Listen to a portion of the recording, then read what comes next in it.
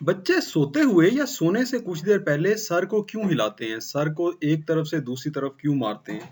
ये मूवमेंट आम तौर पे जेंटल मूवमेंट होती है और इसके दौरान बच्चा ना जागता है नींद से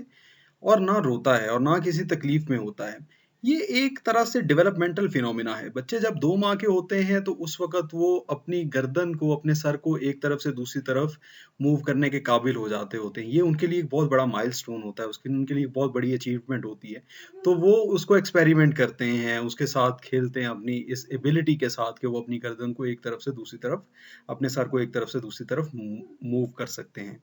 नंबर 2, उनकी सुनने की हिस्स, कुव्वत समाज जो है वो मज़ीद रिफ़ाइन हो रही होती है और जब वो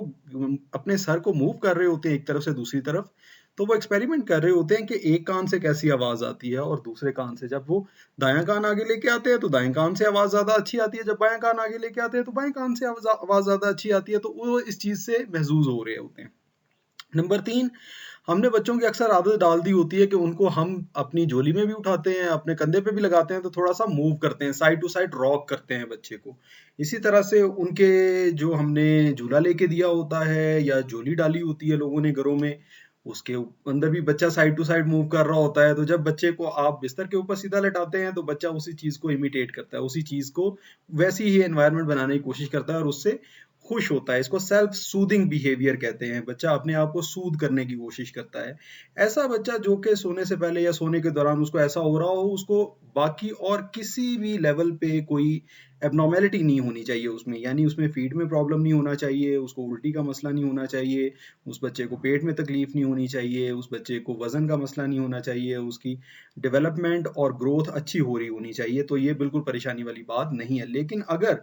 बच्चे को साथ तकलीफ हो रही है और पेट का दर्द हो रहा है और वो अपने आप को इस तरह से पोजीशन बना रहा है, मुट्ठियाँ बंद कर रहा है, जिस्म के बल खा रहा है, उसकी उसके जो टाँगें हैं वो फ़ोल्ड होके पेट के साथ या छाती के साथ लग जाती हैं और बच्चा रोती हुई हालत में आँखें बंद करके अपने सर को दाएँ-बाएँ मार रहा है, तो ये अलामत है बच्चे के पेट में तकलीफ की और सीने में जलन होने की ये अलामत है। इसमें जो जिन बच्चों को इसोफेजियल रिफ्लक्स हो रहा होता है, यानी मैदे के कंटेंट इसोफेगस में आ रहे होते हैं, तो वो फिर आर्चिंग भी कर रहे होते हैं। इसको कह रहे होते हैं हम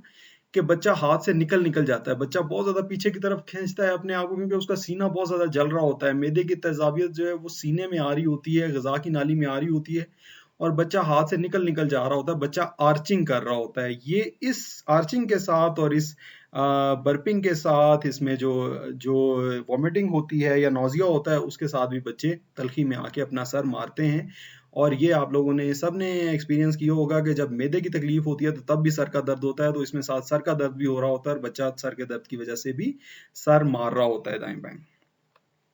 फिर बच्चा अगर रो रहा है और उसको पेट की तकलीफ नहीं लग रही, तो फिर उसका या गला खराब है या ज़ुकाम है या सर में दर्द हो रहा है बच्चे को या उसके टीथिंग की वजह से प्रॉब्लम आ रहा है, उसको चेहरे में दर्द हो रहा है पूरे को पूरे फेस पे, मसूड़ों में दर्द हो रहा है या उसको तकलीफ है और कोई कानों की तकलीफ जैसा कि हो सकती है। अगर बच्चे को बुखार हो रहा है, उल्टी हो रही है, तो फिर और उसके साथ वो सर मार रहा है और नींद भी अच्छी नहीं कर रहा, फीड भी अच्छा नहीं ले रहा, तो फिर आप हमेशा सस्पेक्ट करें कि उसको इन्फेक्शन की वजह से सर का दर्द है, इन्फेक्शन की वजह से जिस्म में तलख़ी है, जिसकी वजह से बच्चा सर दाएँ से बाएँ मार रहा है। अगर बच्चा कानों को छेड़ रहा है और कानों को पुल कर रहा है और तकलीफ़ का इज़हार कर रहा है, साथ रो रहा है, उसको बुखार हो रहा है, ज़ुकाम, गला ख़राब की अलामात हैं या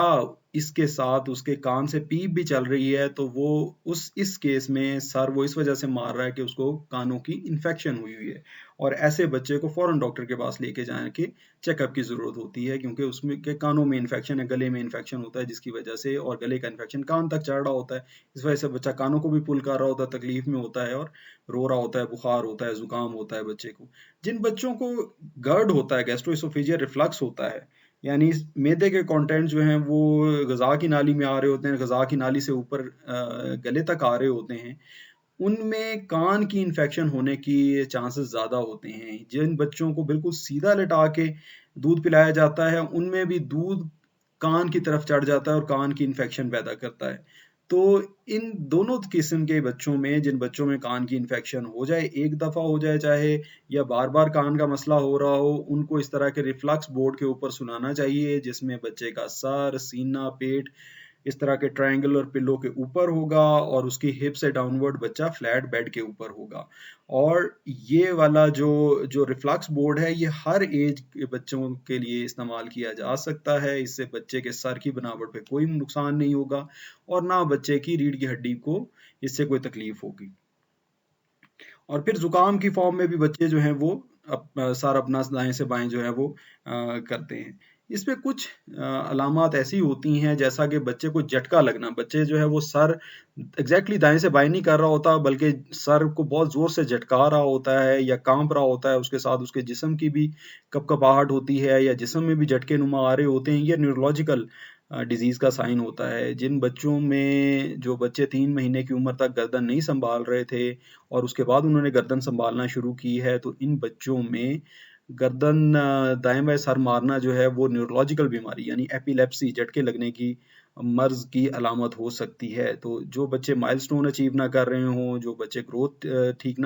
ना हो रहे हों, उनका वजन ठीक ना गेन हो रहा हो और जो सर मारने के साथ साथ शदीद रो रहे हों और तकलीफ में भी हों, तो उनको ज़रूर डॉक्टर से चेकअप करवाना चाहिए। बाकी जो बच्चे अपने आप से प्लेफुल बिहेवियर के साथ सर दाएं-बाएं मारते हैं, वो बिल्कुल एक नॉर्मल फिनोमेना है जिसके बारे में परेशान नहीं होना चाहिए।